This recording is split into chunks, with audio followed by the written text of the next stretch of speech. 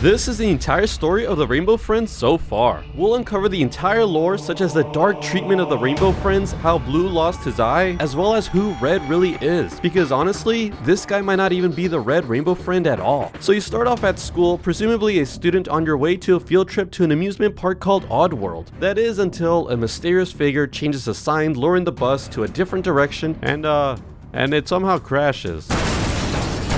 As you're unconscious, your lifeless body gets dragged by a mysterious figure and you awaken in a Saw-like room. And so you know the whole thing, you're tasked with obtaining different items while being chased by different Rainbow Friends, blue, green, orange, and purple. Throughout the map though, you get to uncover some pretty interesting lore. There's the founder and possibly creator of the Rainbow Friends, OSWALD D Davis. We'll go back to him in a little bit, but there's also Trenton, a random person who doesn't really have a job title like Oswald. But there is a hidden secret about him. If you look at the portrait through the glass, you'll see an interesting figure, which is the same one when you see the game pass for the Roblox game Spider. So Trenton's starting to look a little bit suspicious, but more on him later. In the history room, you can also find the original recording device used for the voices of the Rainbow Friends, more than likely for the animatronic versions of them, which were first used for Oddworld, but were then thrown into the furnace when they were no longer needed. There's also a sketchbook that contains the original character designs for the Rainbow Funtime Friends cartoon TV show, which a lot of YouTubers have pointed out is a reference to a real-life show called Rainbow,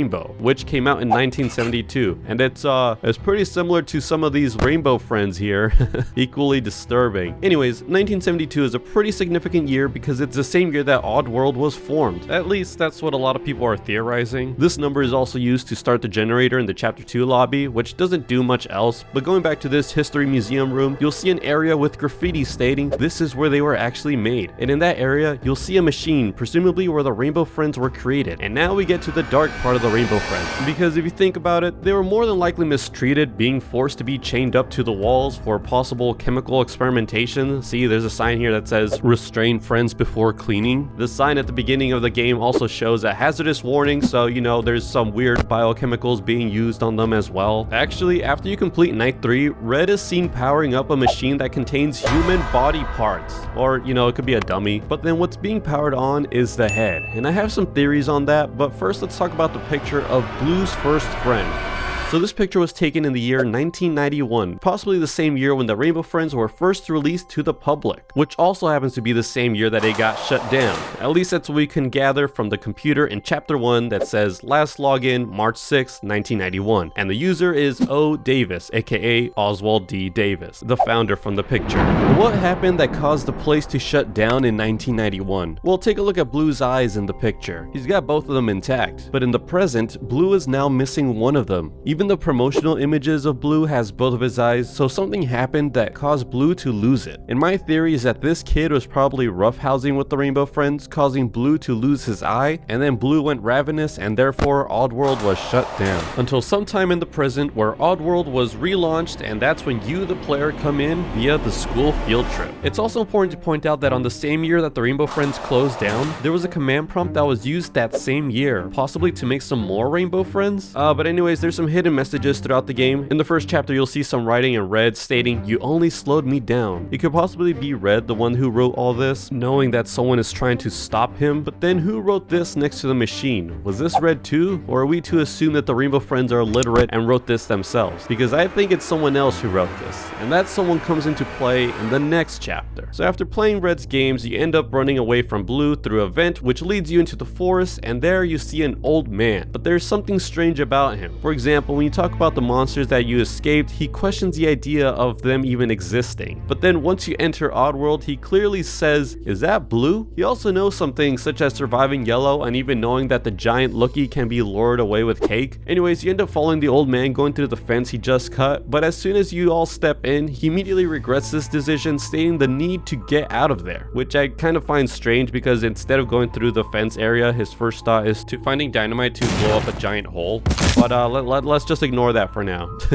The old man even blatantly lies when giving you the task to help him find the SOS light, stating that every theme park has one. After you complete the task, he states, wait, there was actually an SOS light? I mean, wow, you guys must be good at finding things. So yeah, something's definitely up with him. But let's move on to Red and who he really is. So there's a 2022 calendar stating plans for the school field trip to arrive, as well as some sort of light show that's supposed to go off, and while it's not really clear what his goal is, he's more than likely the culprit causing the breakdown of the school bus to lure more humans to either change them into rainbow friends or to use them for his experimentations, possibly working his way to turn the entire world into rainbow friends, which is evident when you can see some of the lookies in the water supply as you're running away from Scion. So we know he's the main villain here, but it doesn't seem like he's fully lost it, because when he threatens to destroy the old man unless you gather up the lookies, you can actually see a secret cutscene if you do absolutely nothing.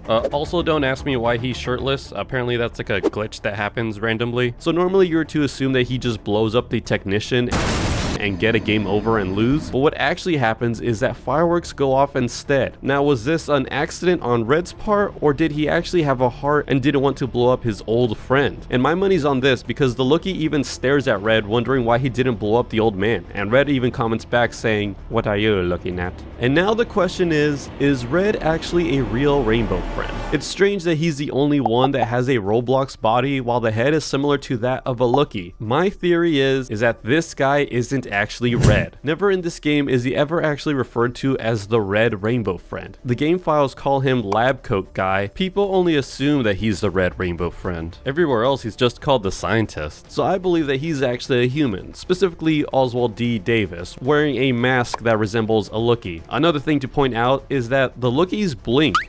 Red, or this scientist guy, never actually blinks this entire time. It also explains the machine in the third night of chapter 1, where it looks like only the head was being tested on. Also notice that the scientist never attacks a player, possibly hiding from the Rainbow Friends himself. Maybe his goal is to become a Rainbow Friend and he's using the test subjects, aka the players, for his twisted experiments. But what does the old man have to do with all this? Well, we can actually put some things together. For one, the game never specifies the old man's name, but according to the wiki, his in-game name is shown as the Technician. So we can theorize he used to work at Oddworld, and he looks pretty similar to the portrait of Trenton, just aged up. See, he even has like a similar looking jacket. And I know some people are going to say that he's Uncle Bob from Spider, and while I do agree that that's a little Easter egg, I don't think that these two games are actually combined. I think they're just two separate characters, because combining games would just be too convoluted and too much.